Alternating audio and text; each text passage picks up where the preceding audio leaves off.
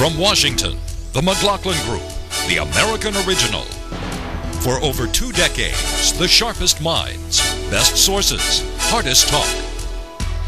The McLaughlin Group is brought to you by Mississippi Development Authority. Visit Mississippi.org to see what we can do for you.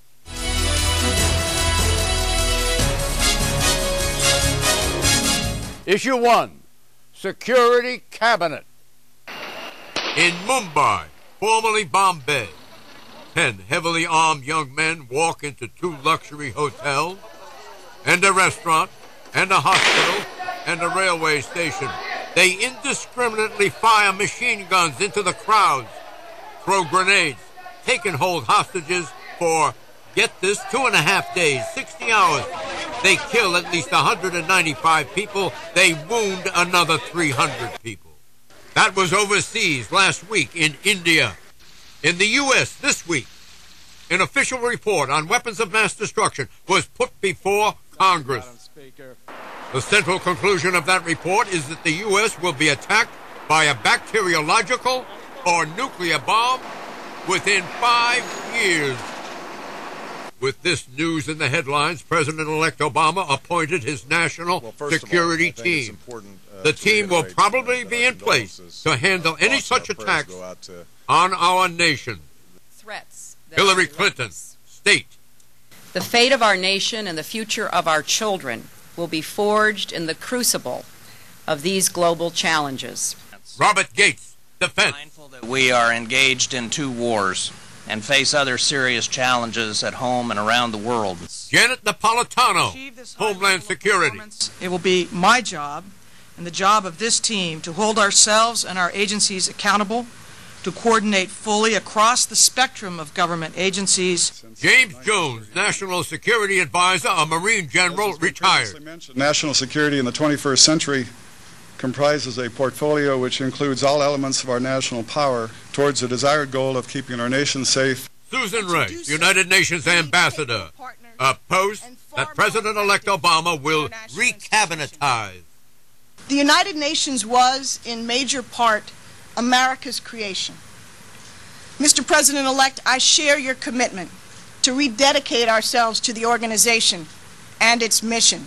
Question, are these cabinet appointments a change cabinet or a continuity cabinet? I ask you, Michael Steele, and welcome, Michael. Thank you very much. It is about as continuitous as you can get.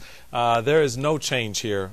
This is actually the Bush third term on foreign policy as far as I'm concerned. Obama settled, I guess, into the reality that, yeah, gee, the surge worked. Conditions on the ground do matter, and I've got to listen to these gentlemen. I've got to put people in charge who understand how that matrix works. And he has not gone to his left on foreign policy as his rhetoric was during the campaign. He has come to the center right on this issue where Bush was since the surge. And I think this is a phenomenal depression point for a lot of the left right now because they're not seeing this move to leave Iraq in 16 months. We're going to be here, folks, through at least 2011. Does this bipartisan consensus cabinet reflect changes that came in 1991 after the Cold War? Yeah, I think it does. I think to a certain extent you see since the ending of the Cold War trying to figure out what the new politicals, certainly the geopolitical landscape looks like, what the military landscape looks like globally. And I think the United States for the last 7 or 8 years is trying to find its footing here. I mean, in the Middle East, in Asia, and the like. These are all Washington entrenched insiders. Do you think Obama could have selected someone or people who might have been original thinkers? Well, first of all, I want to welcome Michael. I'm used to countering Republican talking points, but now I've got a contender for the Republican Party chairmanship seating in the prime chair. So, how's that going, welcome. Michael? It's going very well, swimmingly. It's on track? Okay. It's on track. This is change from the last 8 years. Granted, it harkens back to the Clinton years, but as Hillary said during the primaries, what didn't you like about the Clinton years, the peace or the prosperity?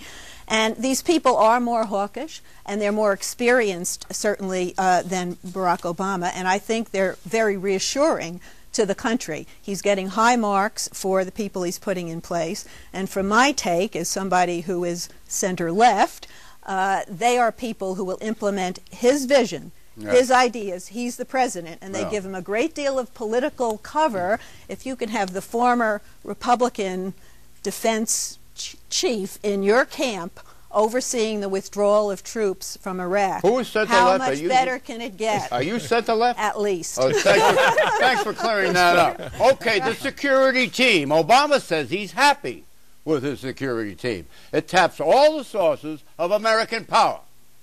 We must pursue a new strategy that skillfully uses, balances, and integrates all elements of American power: our military and diplomacy, our intelligence and law enforcement, our economy, and the power of our moral example. Question: is Obama telegraphing Hillary's job description as Secretary of State?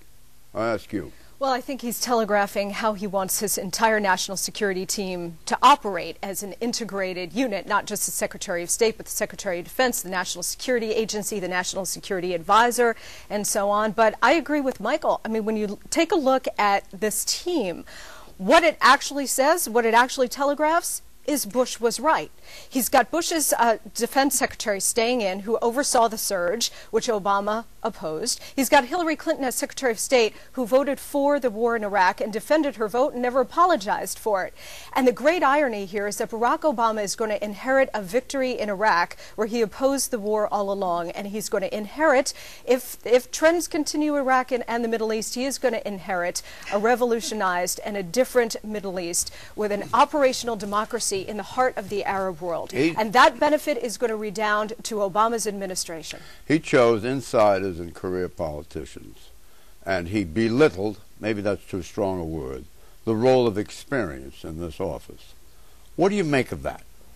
The role of experience in the presidency, you mean, except now he's taken people who do have experience. Yes. What do you make Robert of that? Gates, Does that show you how smart he is? Well, that he can ignore his own statements? It shows me that he's secure as a politician in that he's not afraid to surround himself with people who are smarter than he is on certain issues. What else does it show, Moen?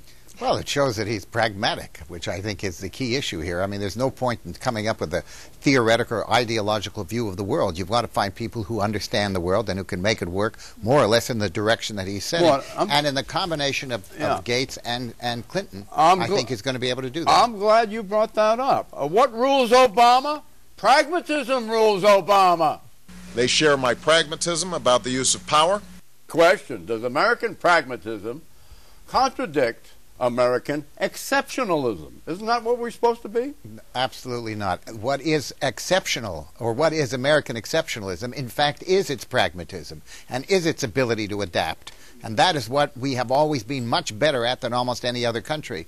And the less ideological we are in this time, the better we're going to be. What about first among equals?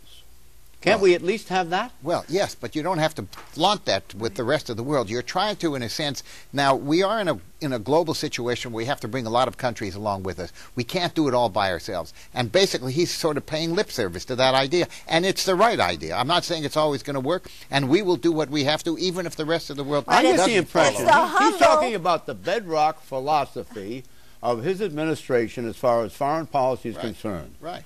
And the bedrock philosophy is pragmatism. Yes. Pragmatism means that truth is based in part upon the consequences. It's a much more action-oriented, and it ignores metaphysics. Right. Didn't Obama strike you when he was going through the election that he had a metaphysical outlook more than he had pragmatic outlook? If there ever was a pragmatic politician, it's Obama. Absolutely. You know, and by the way, is pragmatism crude? No, I don't think it's crude. What works at this stage of the game is going to be very important for the United States. So if it works, it's okay. Yes, if it works, now, it's okay. Does that reflect when I say works, if it works in the interests of the United States, and that's what he has to think about. Isn't that what Reverend Wright told us? That whatever it takes, Obama will do. This is the only place in America that we're still talking about Reverend Wright. Look, I would be careful about all this triumphalism about George Bush was right. Barack Obama is inheriting a global situation with 2 wars and America's attitudes towards America at rock bottom. We've lost a lot of economic power. He is walking in with the attitude that George W. Bush had in 2000 of a humble foreign policy, and that is completely appropriate. And the triumphalism about Iraq, You know, All right, well, I don't think anybody directly involved in that is celebrating the way Monica I didn't say a triumph, Eleanor. I was talking about the successes on the ground that have allowed the kind of latitude that Obama is going to have here. Let's make sure we understand Barack Obama. He's our new president. Okay, a leader, not the leader. How does Obama see America's leadership in the world? As that of an A leader, or is that of the leader? And my sense of purpose about America's role as a leader in the world. He uses that language, a leader. Yeah. A leader in the world. Right. We're one of several. That's right. We're one of several, and that means that we sit around and we'll negotiate and decide amongst the equals what direction we should go globally. And I think that America's posture and position should be, as it always has been, the leader in setting the pace and setting the direction. Where do you think the mood of America is right now? Is it with Obama that we've been too, well, you know, I'm paraphrasing, and this doesn't necessarily reflect his view, that we have been too assertive in the past? And that we are a leader, and we're going to work with leaders? I think America's... You're paraphrasing to the point of falsity. You're paraphrasing to the point of falsity. Did you hear the text of what he said? He haven't been assertive enough in certain areas of the world, like the Middle East, like the Israeli-Palestinian problem. But what does that mean? But what does that mean? He's not withdrawing I don't know from the of any world. recent president who has described our leadership in the world as that of a leader among many. Well, have you? No, I don't. But let me just say this. We are in a lot of trouble in a lot of different places in the world. We have a lot of trouble getting a lot of allies to go along with us. You don't have to push the fact into their faces that we are the leader. It is perfectly all right if you say a leader, because in fact we are the only spoon that can stir the pot in international affairs. So we are by definition the leader, and you don't have to repeat it. We started off this discussion with the fact that pragmatism is the bedrock of his outlook. Number one, pragmatism. Right. Yes. Number two, we're a leader in the world. We're not the leader in the world. Well, let me just say that that's a very diplomatic way of putting things, and I think he's right to do it. Oh, so it's diplomacy. Yeah, of course it's diplomacy. Well, is it truth or is it diplomacy? Well, it is one he of characterizing our leadership in the world, or is he being diplomatic to the world? We do not have the kind of overwhelming political or military leadership that we once had in the world. I think he's characterizing our leadership to the world. Of course.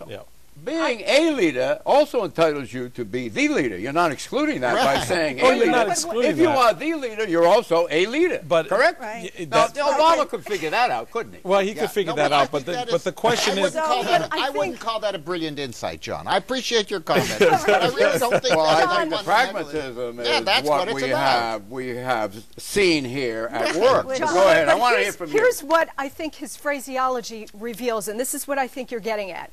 That when he refers to the United States as a leader rather than the leader, he sees himself as a manager of an American decline.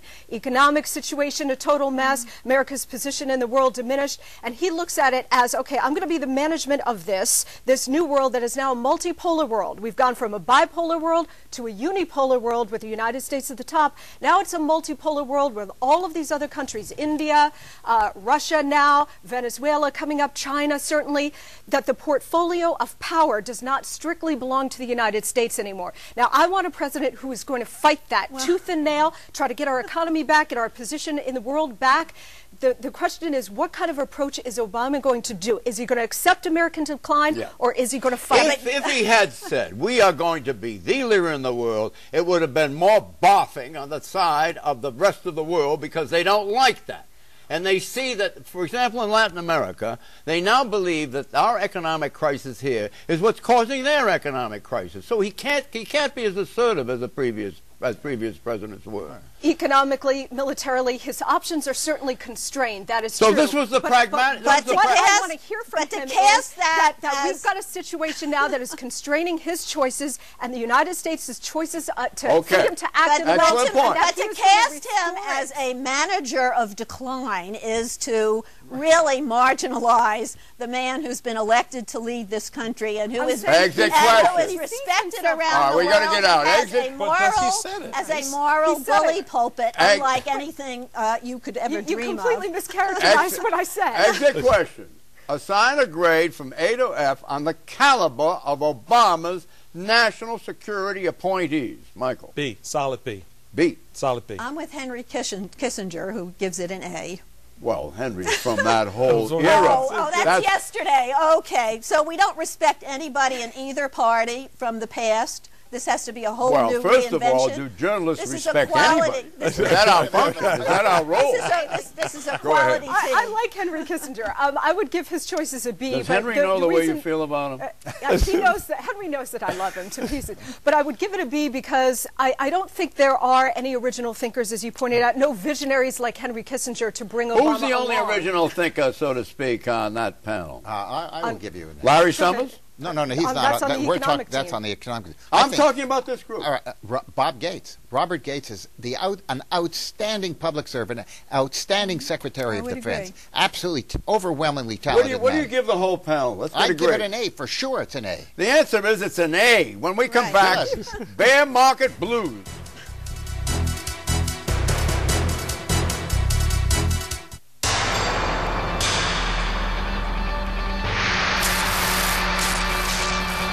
We've provided a platform for success for some of the most respected companies in the country. We fueled their growth with a highly educated workforce and a can-do, pro-business attitude. Just ask our newest business partner, Toyota. Visit Mississippi.org to see what we can do for you. As the world grows smaller, the ifs are now bigger than ever. If retirement savings can't keep pace with longer lives, if inflation sends the cost of employee benefits higher. For over 140 years, MetLife has provided insurance guarantees for life's many ifs. We have the experience, global resources, and vision to provide financial certainties for an uncertain world. No wonder more than 2/3 of the Fortune 500 choose us. After all, we are MetLife.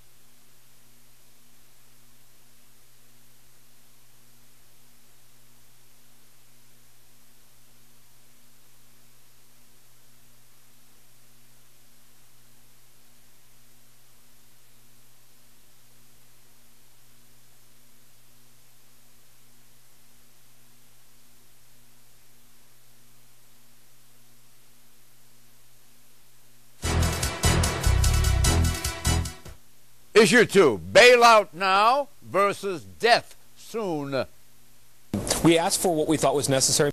GM, Ford, Chrysler, America's 3 largest automakers appealed to Congress this week to save their lives and to save the American people from paralyzing hardship coast to coast. Absent such assistance, the company will default in the near term, very likely precipitating a total collapse of the domestic industry and its extensive supply chain, with a ripple effect that will have severe long-term consequences to the U.S. economy. Question, AT&T is laying off 12,000 workers, 4% of its workforce.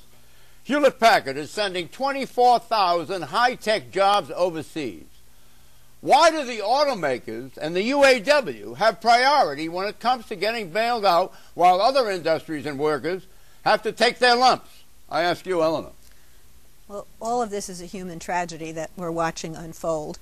But the auto industry is tied into an approximately, depending whose analysis you buy, between 2 and 4 million jobs because of all the dealerships, the parts, plus our domestic auto industry has national security implications. Who do you think made all the tanks and the trucks during World War II? I don't think we want to give up that manufacturing capability.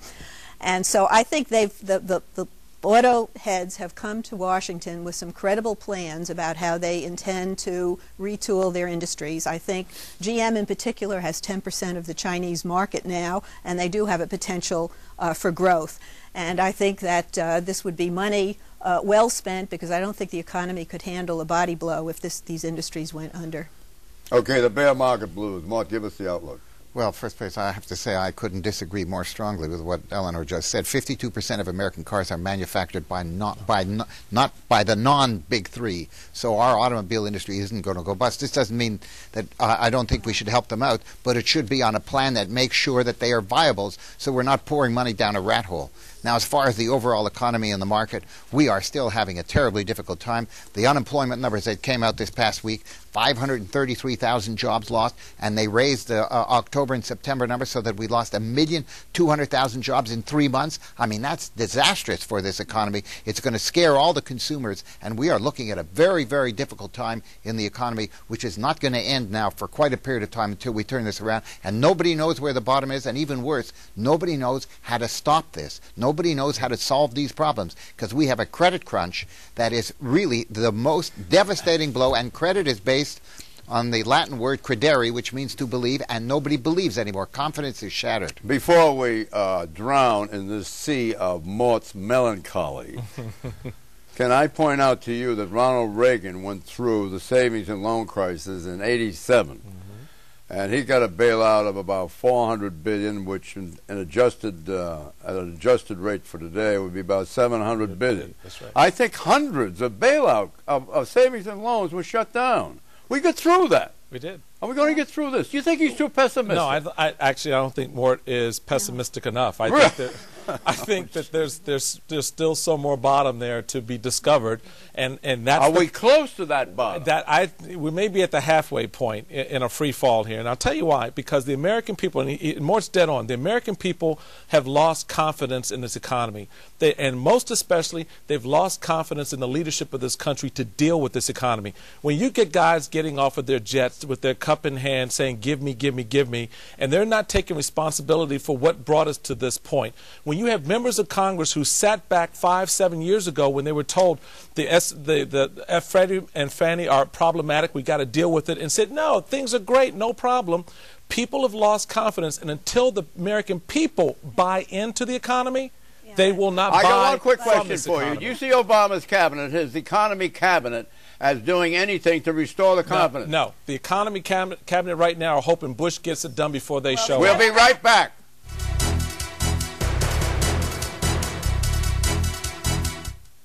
The McLaughlin Group is brought to you by MetLife. Guarantees for the if in life. If. For such a small word, it packs a wallop. If I live to 100, if Social Security isn't enough, if my heart gets broken, if she says yes. We believe if should never hold you back. If should be managed with coverage that builds on what you already have. Together, we can create a personal safety net, a launching pad for all those brilliant ifs in the middle of life. Call on our expertise and get guarantees for the if in life. After all, we're MetLife.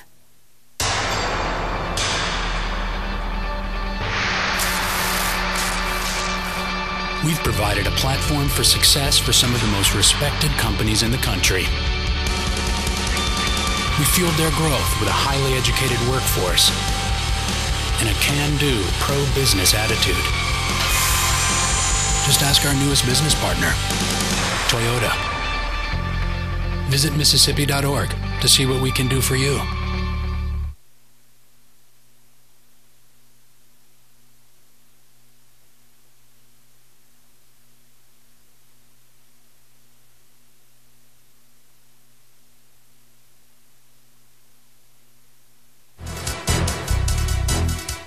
Predictions, Michael. Republican Party a year from now will look dramatically different from what it does today. You mean better? Better. I hope so. Eleanor. Hillary's New York Senate seat is Caroline Kennedy's if she wants it.